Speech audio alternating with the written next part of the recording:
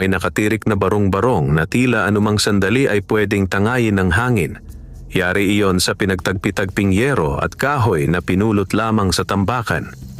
Doon nakatira ang mag-asawang sina Lando at Perla, mga basurerong halos buong buhay ay nakipagbuno sa gutom. Tuwing madaling araw, bago pa sumilip ang araw sa likod ng mga gusali, gising na si Lando. Tahimik niyang isinasabit sa balikat ang sako at itinutulak ang kalawangin nilang kariton. Sa loob ng barong-barong, si Perla na may nagtitimpla ng kapeng halos kulay tubig. Mag-iingat ka, mahina niyang paalala. Ngumingiti lang si Lando kahit halatang pagod na. Baka ngayon makapulot na tayo ng maswerte. Ilang taon na nilang sinasabi iyon. Pero sa bawat pag-uwi ni Lando, pareho pa rin ang dala. Mga bote, lumang bakal, sirang plastik. At sa bawat gabi, pareho pa rin ang laman ng hapag. Minsan tuyo, madalas ay wala. Minsan, nakasanayan na lang nilang matulog na kumakalam ang sikmura. Isang umaga, makulimlim ang langit at may banta ng ulan. Sa tambakan sa may pier, mas maraming tao kaysa dati. Naguunahan ang mga mangangalakal sa paghahalukay ng basura. Pero napansin ni Lando ang isang sulok na tila walang pumapansin. Doon, sa ilalim ng bunton ng sirang kahon at basag na gamit, may bahagyang kumikislap. Lumapit siya. Inalis niya ang mga nakapatong na basura hanggang sa mahugot niya ang isang kaldero. Lumang-luma, nangingitim at mabigat. May kakaibang ukit sa gilid na hindi niya mawari kung anong simbolo. Kaldero lang, bulong niya. Pero may kung anong pakiramdam na hindi niya maipaliwanag. Hindi ito tulad ng ibang napupulot niya. Parang may init. Hindi niya ito binitawan. Pwede na to, sabi niya sa sarili. Mas maayos pa to sa gamit namin. At gaya ng iba pa niyang napupulot, isinakay niya ang kaldero sa kariton. Hindi niya alam, iyon na pala ang simula ng pagbabago ng kanilang buhay. Pag-uwi ni Lando, sinalubong siya ni Perla na halatang pagod at gutom. May nakuha ka ba? Tanong nito. Tahimik na inilapag ni Lando ang kaldero sa mesa. Saglit na napatingin si Perla. Ang ganda pa ng hugis, bulong niya, kahit luma. Hinaplos niya ang gilid nito. Bahagya siyang napakunotno. Mainit? Mainit? Ulit ni Lando. Parang may init pa, sabi ni Perla, naguguluhan. Nagkatinginan sila. Pero dahil mas malakas ang gutom kaysa pagdududa, nagpasya silang gamitin agad ang kaldero. May kaunti pa silang bigas, sapat lang sana para sa isang payat na lugaw. Sinindihan ni Perla ang maliit nilang kalan na diuling.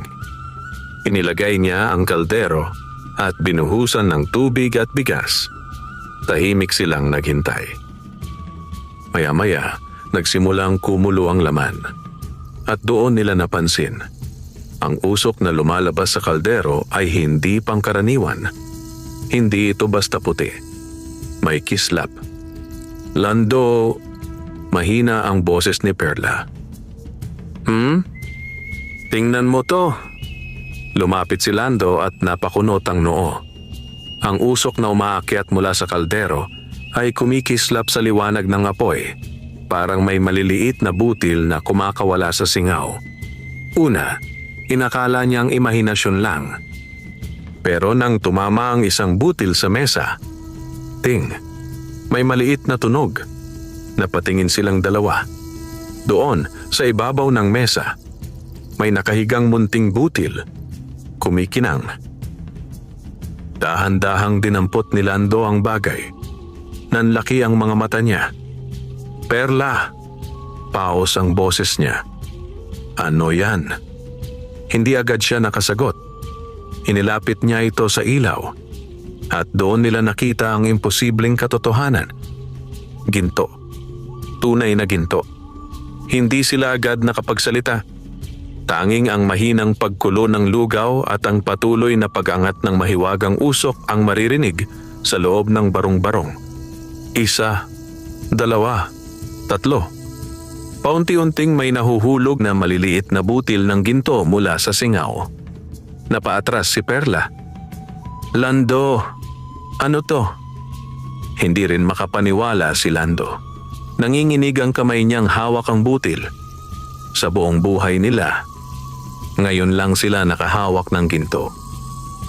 Magdamag silang hindi nakatulog. Pinagmasdan nila ang kaldero. Pinagmasdan ang mga butil. Pinagmasdan ang isa't isa. At sa unang pagkakataon, matapos ang napakaraming taon, may pag-asang sumilip sa kanilang mga mata. Pero sa labas ng kanilang barong-barong, may pares ng matang nagmamasid, tahimik, mapagmatyag, at sakim. Hindi pa alam ni Lando at Perla ang usok na nagdala ng biyaya ay siya ring magdadala ng panganib. Magdamag na nakatitig sina Lando at Perla sa mahiwagang kaldero. Hindi nila ito magawang iwanan. Parang anumang sandali, baka mawala ang hiwagang nasaksihan nila. Sa labas, unti-unting nagliliwanag ang langit. Naririnig na ang tilaok ng manok at ang kalansing ng mga unang kariton sa kalsada. Isa na namang araw ng paghahalukay ng basura ang naghihintay sa kanila. Pero ngayong umaga, may kakaibang bigat sa dibdib ng mag-asawa. Takot at pag-asa. Magkahalong emosyon na hindi nila alam kung alin ang mas nangingibabaw. Tahimik na binilang ni Perla ang maliliit na butil na naipon sa lumang platito. 11. 11 butil ng ginto mula sa simpleng pagluluto ng lugaw.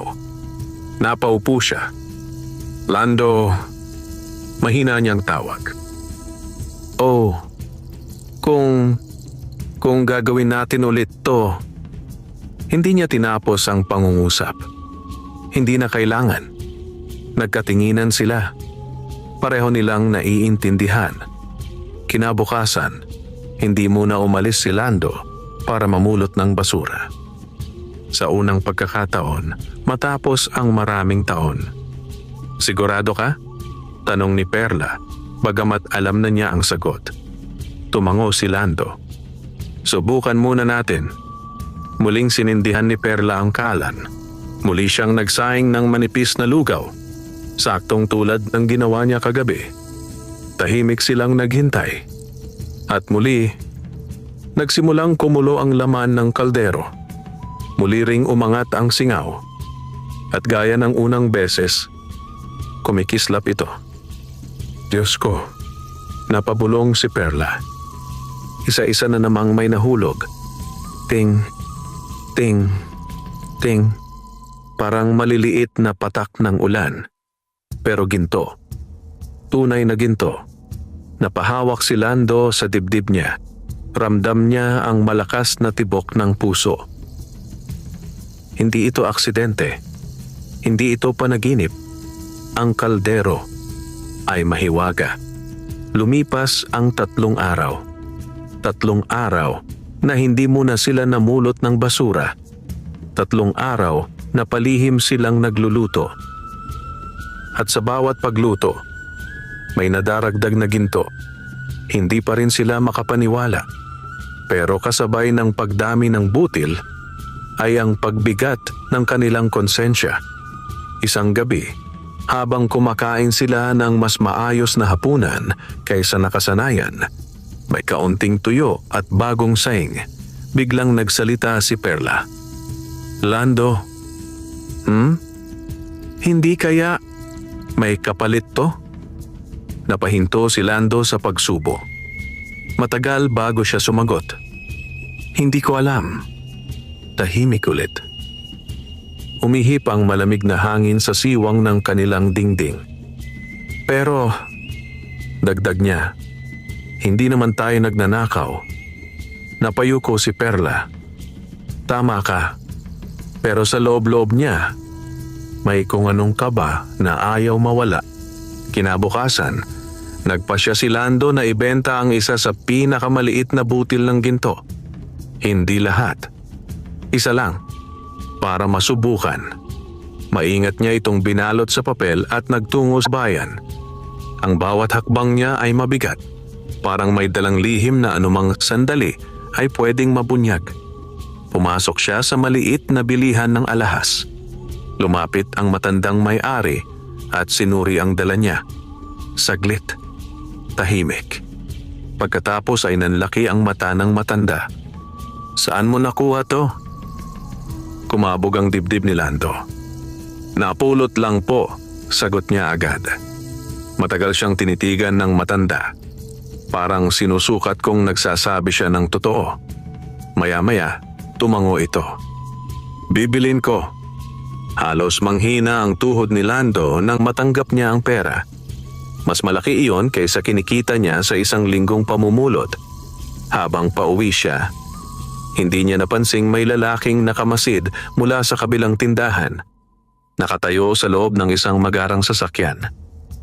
Maayos ang suot, matalim ang tingin, at may ngiting hindi umaabot sa mga mata. Interesante, bulong ng lalaki. Si Don Emilio Vargas, kilalang negosyante sa lugar. At ngayon, may bagong target ang kanyang kasakiman. Pagdating ni Lando sa bahay, halos maiyak si Perla nang makita ang perang dala niya. "Lando, totoo ba ito?" Tahimik siyang tumango, pero imbes na tuwa, lalo lamang bumigat ang hangin sa loob ng barong-barong. Dahil sa unang pagkakataon, ramdam nilang dalawa. Ang himala ay nagsisimula ng mapansin ng mundo. Hindi naging payapa ang sumunod na mga araw. Bagamat mas maayos na ang kinakain ni Lando at Perla, hindi pa rin nawawala ang bigat sa kanilang dibdib. Ang bawat kislap ng gintong butil ay may kasamang kaba, parang bawat biyaya ay may kasunod na panganib. Lalo na si Perla. Mas matalas ang pakiramdam niya. Parang may mali. Mahina niyang sabi isang gabi habang pinagmamasdan ng kaldero. Napatigil si Lando sa paghihiwalay ng mga butil. Anong mali? Hindi agad sumagot si Perla. Tumingin siya sa dingding na tila may nakikinig. Hindi ko maipaliwanag, pero parang may nakatingin sa atin itong mga nakaraang araw. Napakunot ang noo ni Lando. Baka napaparanoid ka lang. Pero kahit sinabi niya iyon, may bahagyang kirot na dumaan sa sikmura niya. Dahil kahit siya, may napapansin na rin. Kinabukasan, bumalik si Lando sa bayan para magbenta muli. Mas maliit na butil lang para hindi mahalata. Pero pagpasok pa lang niya sa tindahan ng alahas, iba na ang pakiramdam. Mas matagal siyang tinitigan ng matandang may-ari. Mas tahimik ang paligid. Mas mabigat ang hangin. "Saan mo ulit nakuha to?" tanong ng matanda. Napakamot si Lando sa ulo. "Napulot lang po ulit." Hindi nagsalita ang matanda. Pero nang tanggapin nito ang ginto at ibigay ang bayad, may kakaiba sa paraan ng pagtitig nito. Parang may gustong sabihin pero pinipigilan. Paglabas ni Lando sa tindahan, hindi niya namalayang may sasakyang marahang umusad sa di kalayuan. Sa loob nito, tahimik na nakamasid si Don Emilio Vargas. Nasa kamay nito ang maliit na binocular. At malinaw na malinaw sa kanya ang mukha ni Lando. Siguradong hindi lang napulot, malamig niyang bulong. Sa tabi niya may nakaupong matipunong lalaki. "Susundan ba natin, Don Emilio?" Ngumiti ang negosyante. Isang ngiting puno ng kasakiman. "Hindi pa." Humilig siya sa upuan. Mas masarap manghuli kapag sigurado. Habang pauwi si Lando, pakiramdam niya ay masyadong tahimik ang paligid. Walang malinaw na dahilan, pero parang may sumusunod. 3 beses siyang lumingon. Wala, pero hindi pa rin nawawala ang kaba. Pagdating sa barong-barong, agad siyang sinalubong ni Perla. "Ang tagal mo." Napansin niya ang pawis sa noo ng asawa. "May nangyari ba?" Umiling si Lando. "Wala naman." Pero hindi kumbinsido si Perla. Kilalang kilala niya ang asawa. At alam niyang may itinatago ito. Kinagabihan, Habang nagluluto na naman sila gamit ang mahiwagang kaldero, mas maingat sila kaysa dati. Nakapatay ang ilaw, mahina ang apoy, at halos pigil ang paghinga nila habang umaangat ang kumikislap na singaw. Isa-isa na namang nahuhulog ang maliliit na butil ng ginto. Pero bago pa sila makapagsalita, may narinig silang kaluskos sa labas. KRRKK. Napatigil si Perla. Lando. Namutla si Lando. Dahan-dahan siyang tumayo. Tahimik. Maingat. Lumapit siya sa siwang ng dingding. Sumilip. At halos tumalon ang puso niya. May aninong mabilis na gumalaw palayo sa gilid ng kanilang barong-barong. May nagmamasid. Sigurado siya. Bigla niyang isinara ang siwang. May tao. Pabulong niyang sabi. Nanlamig si Perla. Sinong tao? Umiling si Lando. Hindi ko nakita ng maayos. Tahimik silang nagkatitigan. At sa unang pagkakataon mula nang dumating ang mahiwagang kaldero, mas nanaig ang takot kaysa tuwa. Sa kabilang dulo ng baryo, sa loob ng malaking bahay na may matataas na bakod, tahimik na umiinom ng alak si Don Emilio. Pumasok ang isa sa mga tauhan niya. Don Emilio! Hindi siya tumingin. Oh? Sigurado na po, doon sa barong-barong ng mag-asawang basurero. Dahan-dahang umangat ang sulok ng labi ng negosyante. Magaling. Ipinihit niya ang baso sa kamay. Kumilos tayo, pero huwag muna silang gagalawin. Saglit siyang tumahimik. Pagkatapos ay malamig na sinabi, hintayin nating mas lumaki ang ani nila.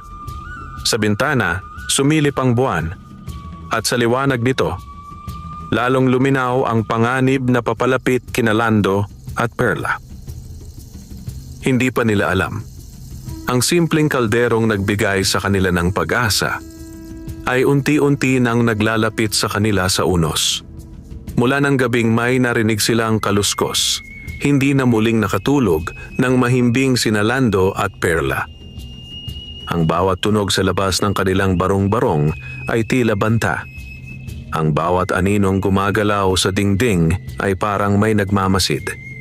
At ang mahiwagang kaldero na dati nagbibigay sa kanila ng pag-asa, ngayon ay tila may kasamang mabigat na lihim.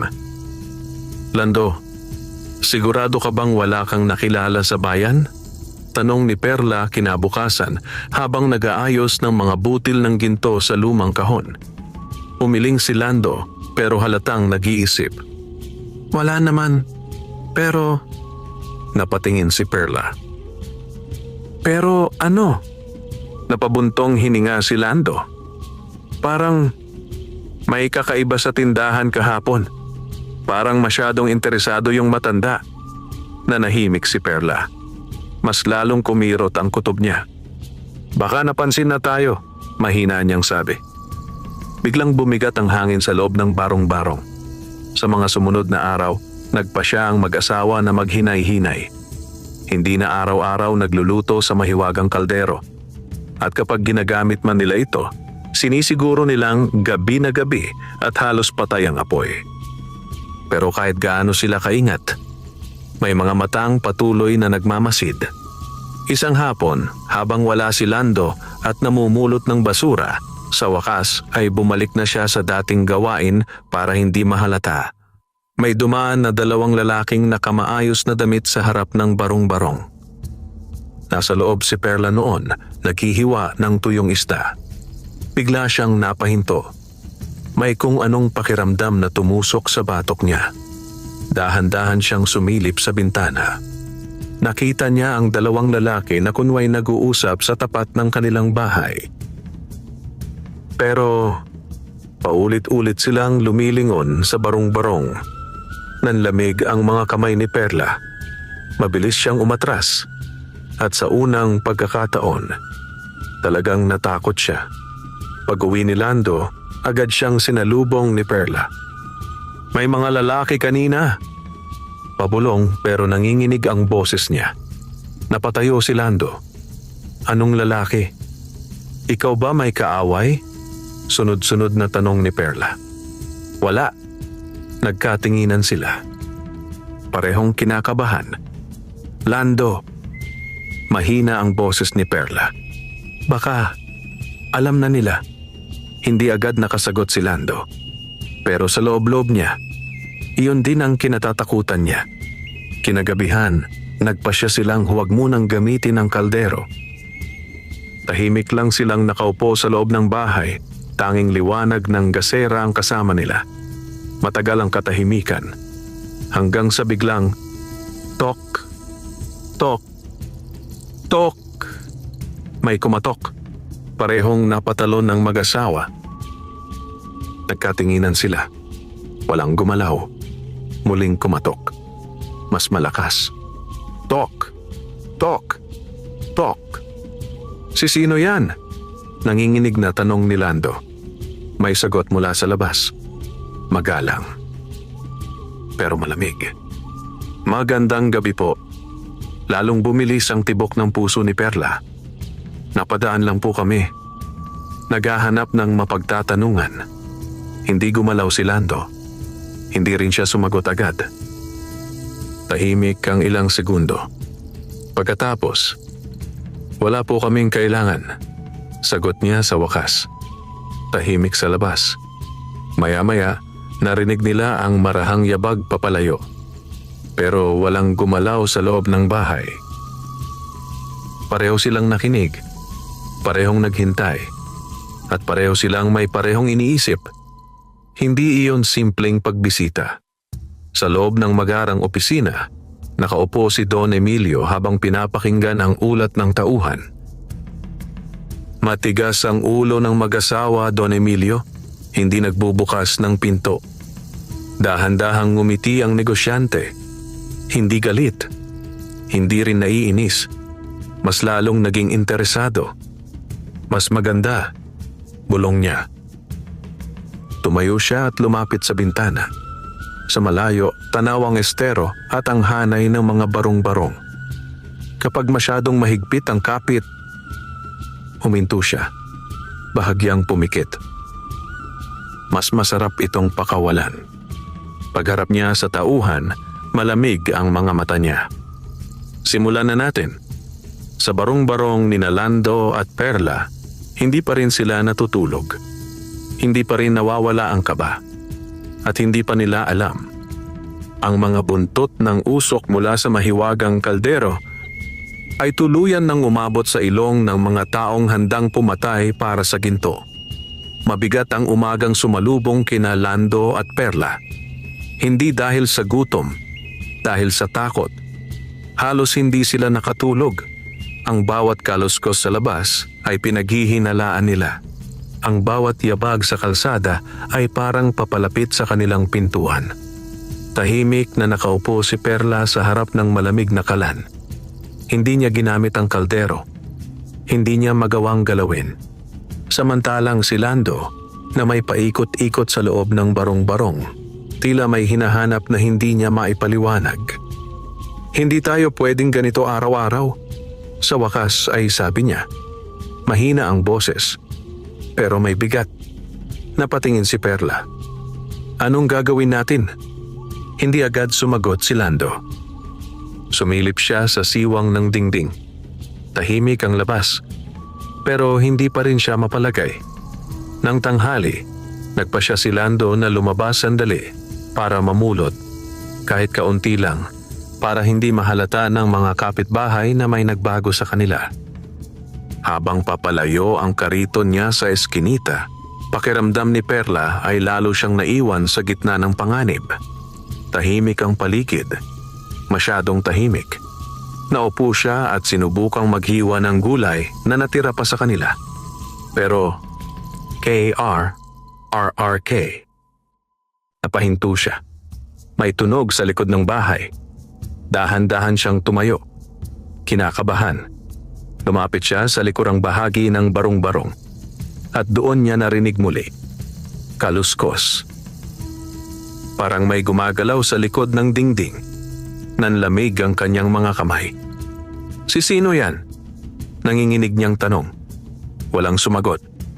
Pero biglang may aninong dumaan sa siwang ng dingding. Napaatras si Perla. Sumikip ang dibdib niya. Sa kabilang panig ng manipis na pader ng barong-barong, dalawang lalaki ang nakayuko. Mahinang nagsalita ang isa. Sigurado ka bang dito? Tumango ang kasama niya. Dito mismo. Sabi ni Don Emilio, silipin lang muna. May hawak silang manipis na bakal. At dahan-dahan nilang sinimulang kalkalin ang likod na bahagi ng dingding. Sa loob, napansin ni Perla ang bahagyang pag-uga ng yero. Hindi na siya nagdalawang isip. Mabilis siyang tumakbo papunta sa mesa. At niyakap niya ang mahiwagang kaldero. Para bang may gustong umagaw nito anumang sandali. Lando, bilisan mo! Bulong niya, halos maiyak. Sa labas, palakas ng palakas ang paggalaw ng dalawang lalaki. Unti-unting lumuluwag ang isang piraso ng kahoy sa dingding. Konti na lang, bulong ng isa. Ipinuwesto niya ang bakal. Handa nang tanggalin ang tabla. Pero bago pa niya mahila, biglang may sumigaw mula sa eskinita. Hoy!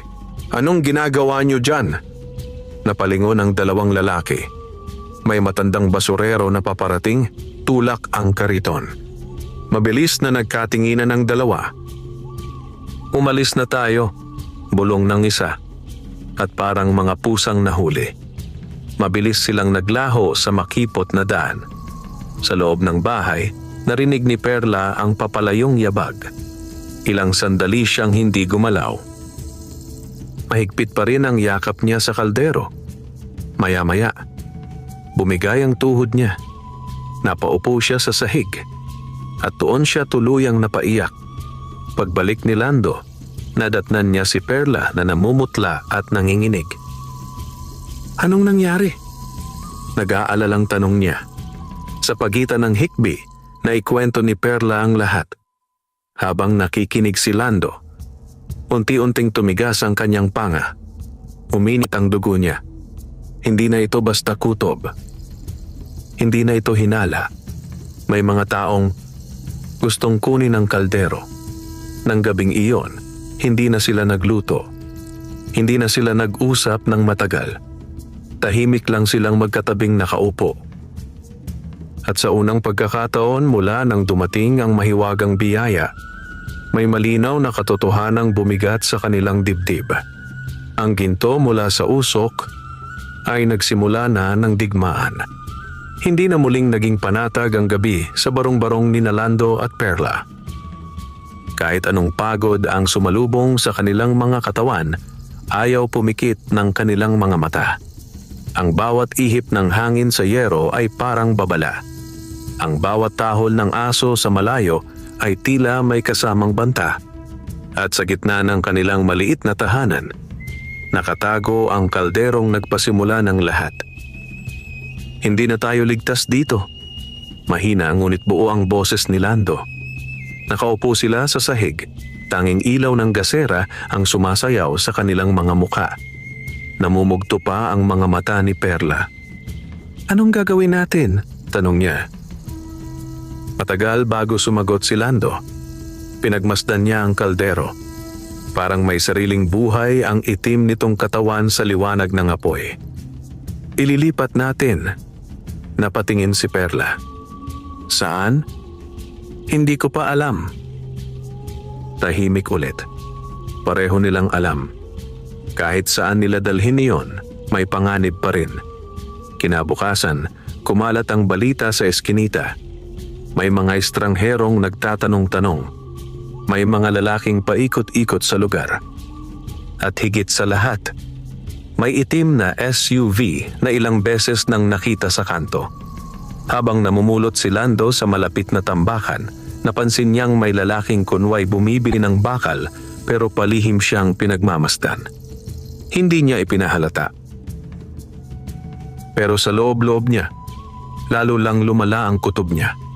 Sa bahay naman, hindi mapakali si Perla. Hindi na siya nagluluto gamit ang mahiwagang kaldero. Hindi na niya ito halos tinitingnan. Parang ang dating biyaya ay isa ng apoy na handang tumupok sa kanila. Habang nagwawalis siya sa harap ng barong-barong, napansin niyang may batang lalaki na paulit-ulit na dumadaan sa tapat nila. Sa ikatlong beses, huminto ang bata, tumingin sa kanya, at biglang tumakbo palayo. Nanlamig ang batok ni Perla. Kinagabihan, nagtipon muli sina Lando at Perla sa loob ng bahay. Mas tahimik kaysa dati. Mas mabigat ang hangin. "Lando!" Mahina ang boses ni Perla. "Pakiramdam ko. Hindi sila titigil." Hindi sumagot si Lando. Alam niyang tama ang asawa niya. Bigla, "Oh!"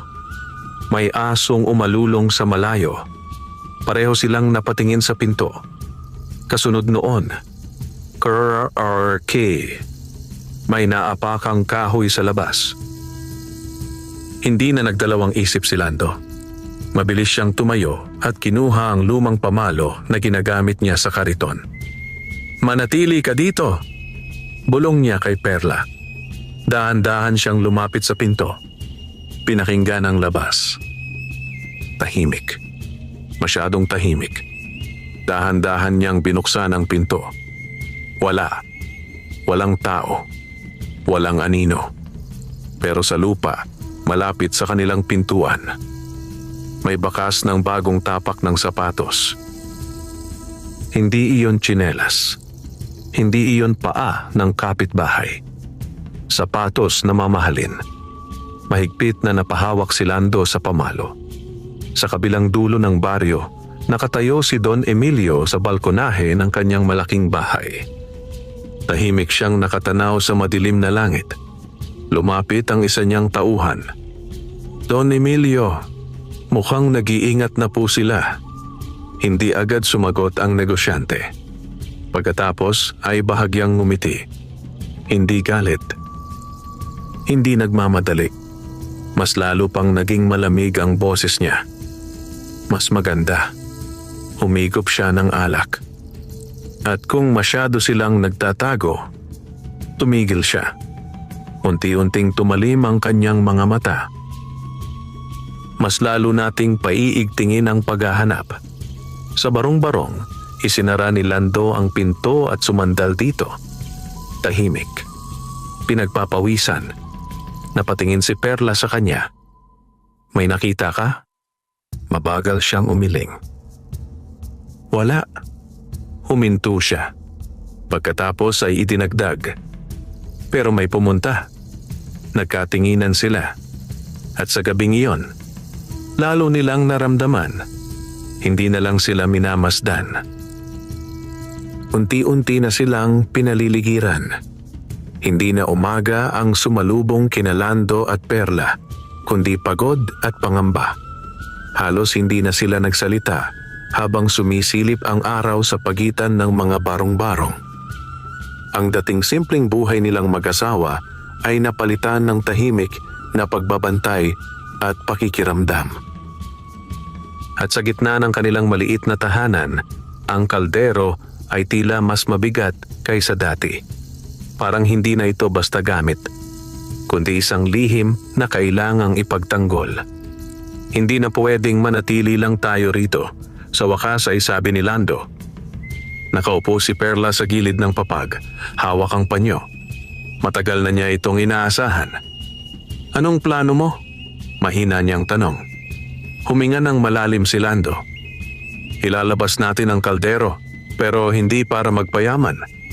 Napatingin si Perla. May kung anong nagbago sa tono ng asawa niya. Mas buo. Mas malinaw. Kung hindi para sa atin, dagdag niya, para sa mga kapitbahay natin. Napatitig si Perla sa kanya. Unti-unting nabasa ang mga mata niya. "Lando, sigurado ka?" Tumango siya. Simula nang dumating yang kaldero, puro takot na lang ang kapalit ng bawat gintong butil. Napayuko si Perla. Tama siya. Sa unang beses nilang makahawak ng ginto, tuwa. Sa sumunod, kaba. Ngayon, takot. Kinagabihan, sa unang pagkakataon matapos ang ilang araw, Muling sinindihan ni Perla ang kalan. Pero iba na ang pakiramdam. Hindi na para sa kanila. Hindi na para mag-ipon ng ginto. Tahimik na nagbuhos siya ng mas maraming bigas sa kaldero. Mas marami kaysa dati. Napansin niyon ni Lando. "Paramihan mo," sabi niya. "Para maraming makakain." Nangingilid ang luha sa mata ni Perla habang hinahalo ang kumukulong lugaw. Unti-unting umangat ang singaw. At gaya ng dati, kumikislap. 1, 2, 3. May mga butil na muling nahulog. Pero hindi na iyon ang tinitingnan ng mag-asawa, kundi ang malaking kaldero ng lugaw na unti-unting napupuno. Kinabukasan ng umaga, nagulat ang mga tao sa eskinita. May nakapaskil sa harap ng barong-barong ni Lando at Perla. Libreng lugaw. Para sa lahat. Isa-isa. May mga batang lumapit. May mga matandang nagtanong. May mga kapitbahay na hindi makapaniwala. Tahimik na nagsalok si Perla ng mainit na lugaw sa mga mangkok. Si Lando na may nag-aabot ng tubig. Walang bayad. Walang kapalit. Sa unang pagkakataon matapos ang maraming taon. Nakita ng komunidad ang mag-asawang hindi lang gutom ang nilabanan, kundi may pusong handang magbahagi. Pero sa kabilang dulo ng kalsada, nakatigil ang itim na SUV. Sa loob, malamig ang mga mata ni Don Emilio habang pinagmamasdan ng pila ng tao. Mahigpit ang hawak niya sa armrest. Mahina niyang bulong. Unti-unting lumitaw ang ngiting puno ng interes. Hindi lang pala sila nagtatago. Tumalikod siya sandali, saka muling tumingin. Nagyayabang pa. Lumapit ang tauhan niya. "Utos po, Don Emilio?" Matagal siyang hindi sumagot. Pinagmasdan niya ang usok na umaangat mula sa barong-barong. Kumikislap, mahiwaga, at malinaw na malinaw sa kanya. Iyon ang hinahanap niya. Dahan-dahan siyang nagsalita. Panahon na. Sa harap ng barong-barong, abala sina Lando at Perla sa pamimigay ng lugaw. May ngiti sa kanilang mga labi. Ngunit sa loob ng kanilang dibdib, alam nilang paparating na ang unos.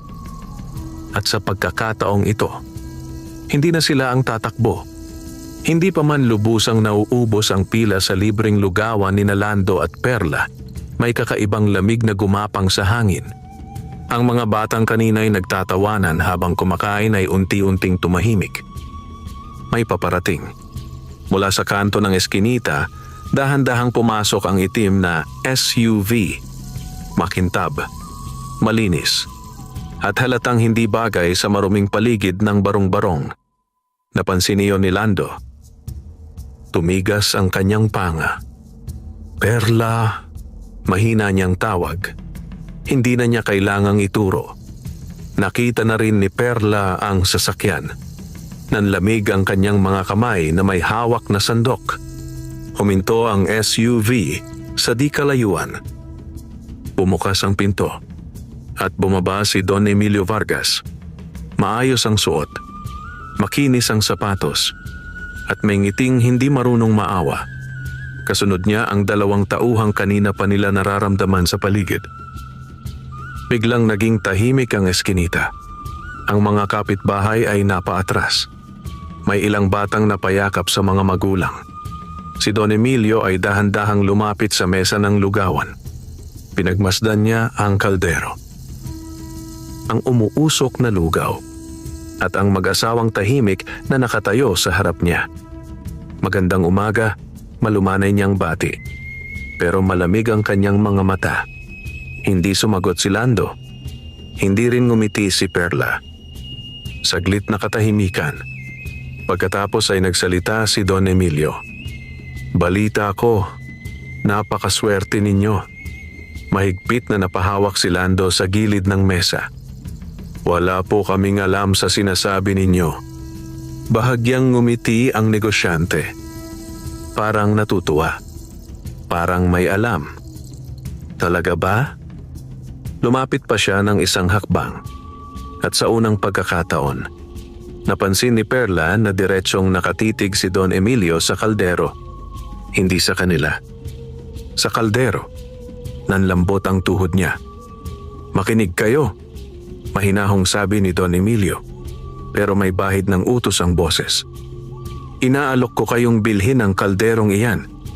Parang biglang nawalan ng hangin sa paligid. Nagkatinginan sina Lando at Perla. "Hindi po yan binebenta," mariing sagot ni Lando. Sandaling tumahimik ang negosyante. Pagkatapos ay bahagyang tumawa. Hindi masaya, kundi mapanganib. "Sayang," sabi niya. Humakbang siya palapit sa mesa. Pero bago pa siya makalapit, biglang may mga kapitbahay na lumapit at pumwesto malapit kina Lando at Perla. Ang matandang basurerong tumulong noong nakaraan.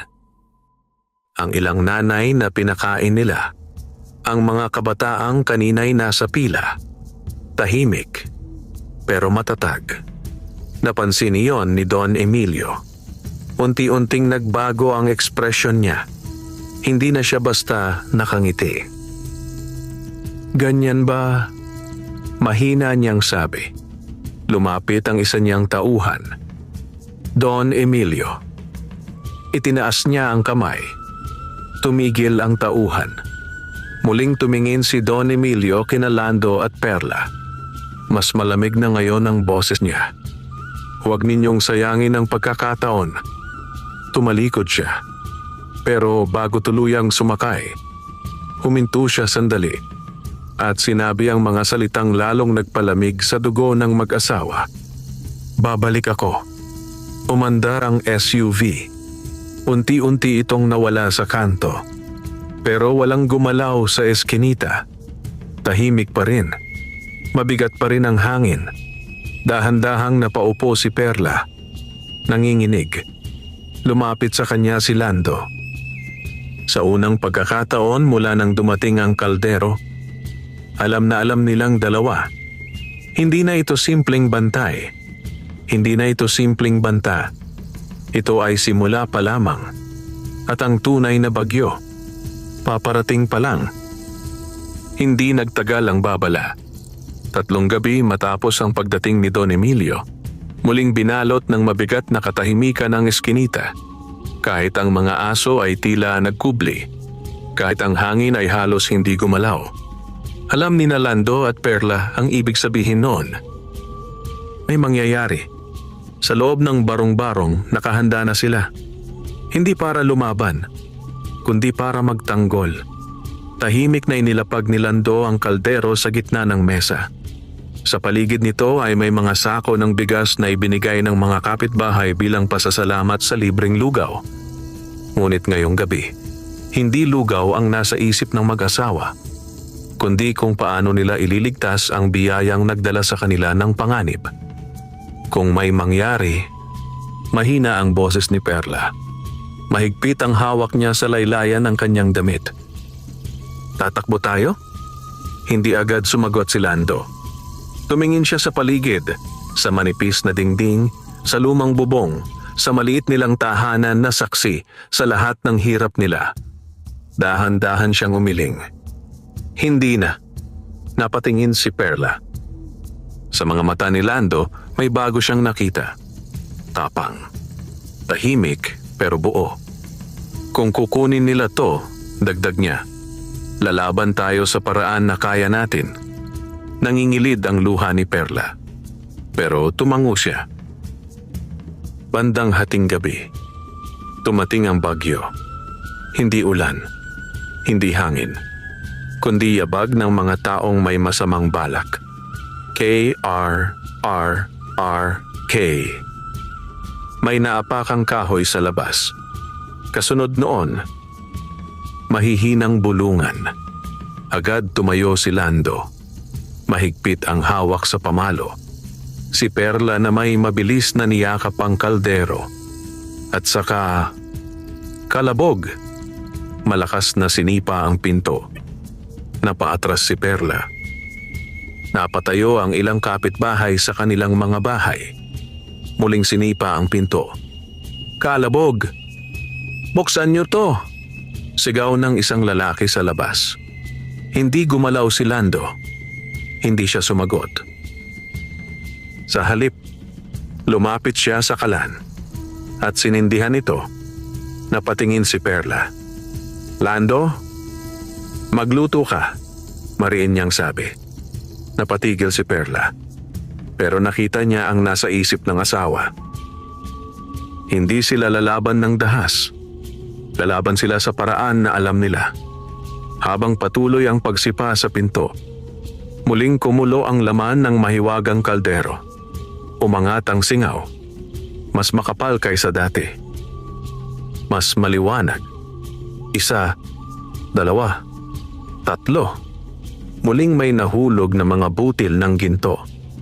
Pero hindi iyon ang napansin ng mga tao sa labas, kundi ang kakaibang liwanag na sumisingaw sa siwang ng dingding. Boss, tingnan mo to. Bulong ng isa. Saglit na tumigil ang pagsipa. Sa loob, patuloy lang si Perla sa pagsasandok ng lugaw. Ang mga kamay niya ay nanginginig, pero hindi siya huminto. Sa tabi niya, si Lando ay matatag na nakatayo. Tahimik. Handa. Sa labas, dumating ang itim na SUV. Muling bumaba si Don Emilio. Malamig ang kanyang mga mata habang nakatitig sa barong-barong na may kumikislap na usok. Ngayon, sigurado na siya. Dahan-dahan siyang naglakad papalapit at malamig na sinabi, "Sirain niyo ang pinto." Sa loob ng maliit na bahay, magkatabing tumayo sina Lando at Perla. Sa unang pagkakataon, handa na silang harapin ang unos. Anuman ang mangyari, sa labas ng barong-barong, nakahanay ang mga tauhan ni Don Emilio. Handang manira, handang mangagaw, handang gawin ang lahat para sa kumikislap na lihim sa loob.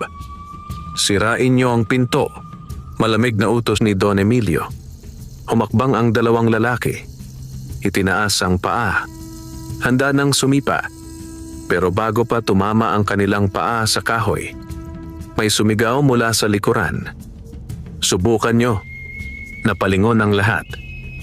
Mula sa magkabilang eskinita, isa-isang lumabas ang mga kapitbahay. Ang matandang basurero, ang mga nanay na pinakain, ang mga kabataang tinulungan ni Lando at Perla. Tahimik, pero matatag ang tindig. Unti-unting napalibutan ang mga tauhan ni Don Emilio. Sa loob ng barong-barong, narinig ni Lando at Perla ang ingay sa labas. Nagkatinginan sila. May pag-asa sa kanilang mga mata. Sa labas, tumigas ang panga ni Don Emilio. Hindi niya inaasahan ito. "Umalis kayo," mariin niyang sabi sa mga tao. Walang gumalaw. Ang matandang basurero ang unang nagsalita. "Don Emilio, sapat na po." May isa pang sumunod. "Atin na pong nakita kung sino ang tumutulong sa amin. Hindi po ninyo pwedeng agawin yan." Isa-isa. Sunod-sunod. Hanggang sa ang buong eskinita ay tila naging isang pader. Hindi ng kahoy. Hindi ng bakal. Kundi ng utang na loob. Naningkit ang mga mata ni Don Emilio. Hindi siya sanay na hinaharangan. Hindi siya sanay na tinatanggihan. Pero malinaw ang sitwasyon. Kapag pinilit niya ito, lalong lalaki ang gulo. At ayaw niya ng gulo. Gusto niya kontrol. Dahan-dahan siyang huminga. Pagkatapos ay ngumiti. Pero wala nang init ang ngiting iyon. "Sige," malamig niyang sabi. Tumalikod siya. "Umalis na tayo." Nagulat ang kanyang mga tauhan. "Don Emilio?" Ngayon, mariin niyang ulit. Isa-isang umatras ang mga lalaki. Hanggang sa tuluyan silang sumakay sa SUV. Umandar ang sasakyan. At unti-unting naglaho sa dilim. Tahimik ang eskinita. Ilang segundo, ilang minuto, hanggang sa marahang bumukas ang pinto ng barong-barong. Lumabas sina Lando at Perla. Nang makita nila ang mga kapitbahay na nakatayo para sa kanila, hindi napigilan ni Perla ang mapaiyak. "Salamat po," nanginginig niyang sabi. Ngumiti ang matandang basurero. "Kayo ang unang tumulong sa amin." May sumunod. "Kayo ang unang nagpakain." Isa pa. "Kayo ang unang nagmalasakit." Tahimik na napayuko si Lando.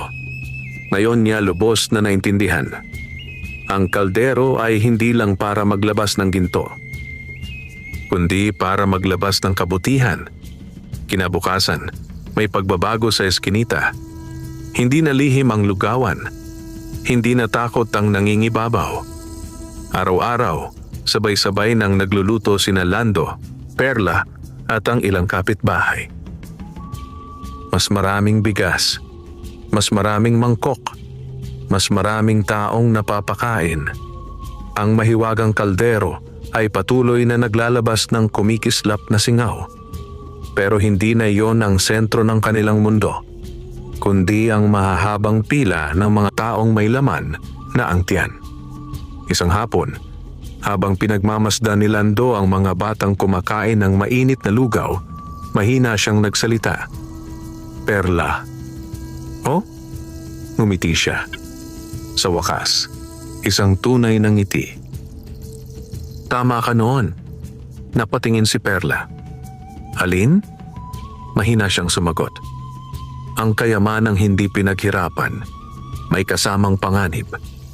Hinawakan ni Perla ang kamay niya. "Pero kapag ibinahagi," dagdag ni Lando, nakatingin sa komunidad, "nagiging biyaya." Sa ibabaw ng kalan, tahimik na umaangat ang singaw mula sa kaldero. Kumikislap, marahan, at sa pagkakataong iyon, hindi na ito mukhang tukso, kundi liwanag, wakas.